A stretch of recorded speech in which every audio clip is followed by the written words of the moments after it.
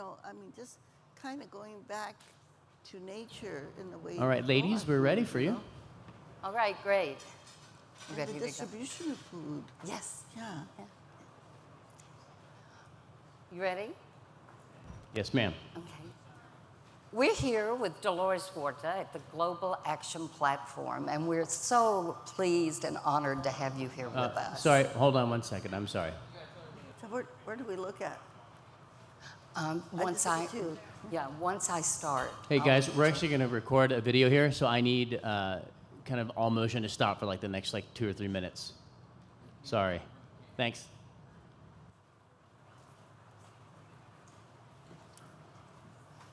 All right, and we're rolling. You can restart. We're here with Dolores Huerta at the Global Action Platform. Dolores will be receiving an award later today at a luncheon that will feature the ATHENA International organization. Dolores, thank you for joining us.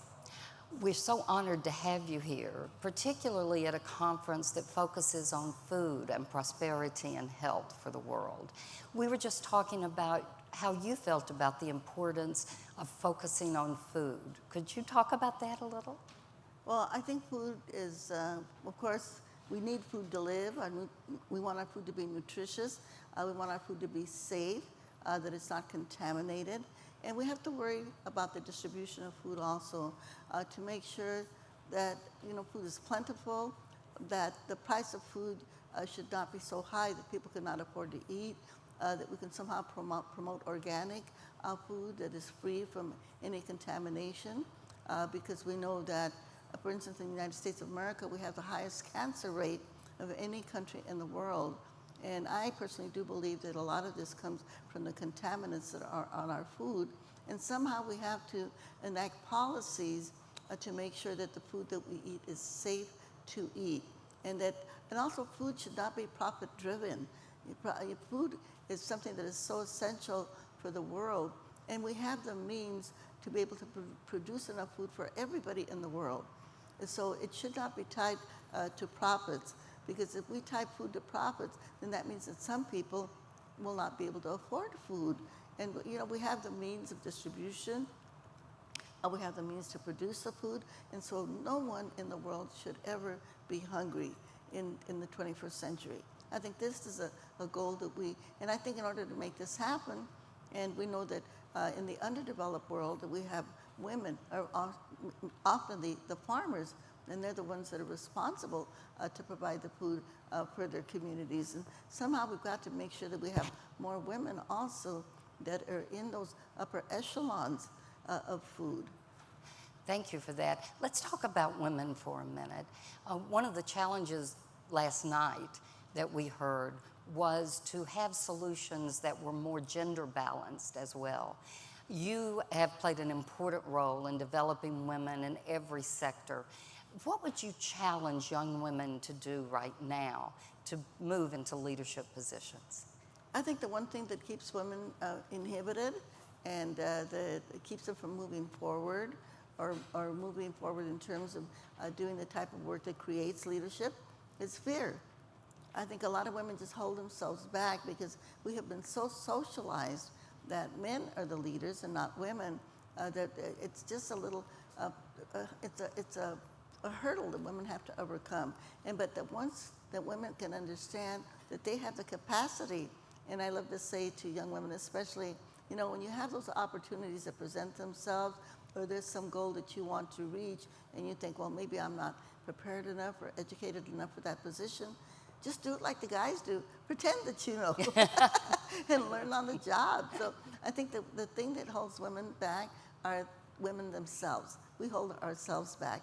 And we've sort of just got to overcome, all of those inhibitions that we have that have been so ingrained in us that, those fears, and that women need to keep their place, and women are not up to the task or up to the challenge.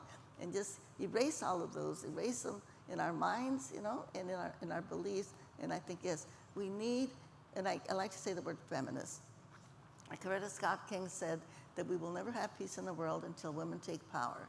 And I say as women, and then let me amend that to say the word feminists, okay? Because I do believe that there are men out there that have the same values Yes. as feminist women.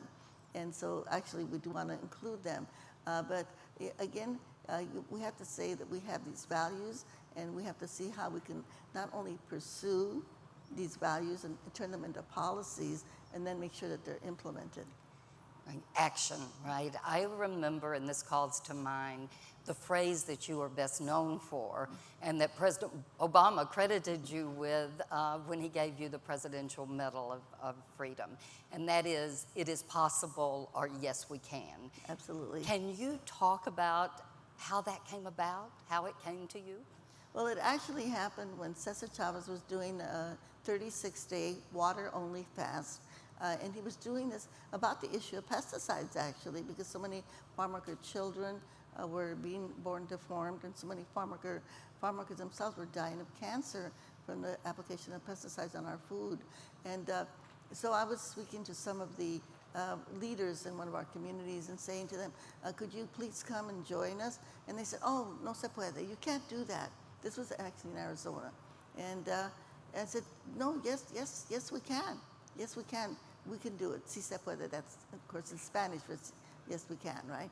And so that really became kind of a rallying cry. And I like to just, when you think about that phrase, yes, we can, and in Spanish, it really means yes, I can, but it also means yes, we can.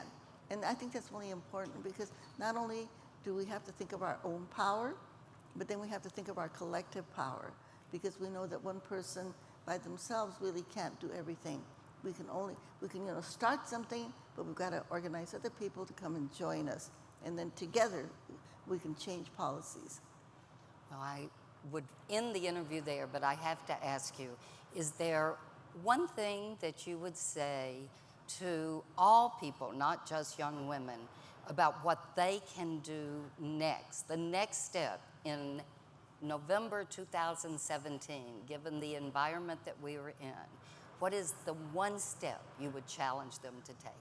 I am just urging everybody, please get involved. You know, we cannot have a democratic society if some people are not engaged. And we know that we do have the power as people, as women, as feminists. We have the power to come together and make sure that we have a democratic society, that we can make improvements, that we can elect progressives, especially feminists, feminist women, feminist men, to go out there and make sure that we make improvements in our lives, that we go forward, that we don't go backward, that we create a just and a fair society, an equal and an equitable society for everybody. But it's not going to happen unless we get engaged. So I just want to a lot of people think, well, this is not for me, this is for other people. And I say, no, we've all got to be engaged in our civic life if we're going to be able to make improvements in our society. That's a great place to end. Thank you so much for being with us You're today. welcome. Thank you very much for having me.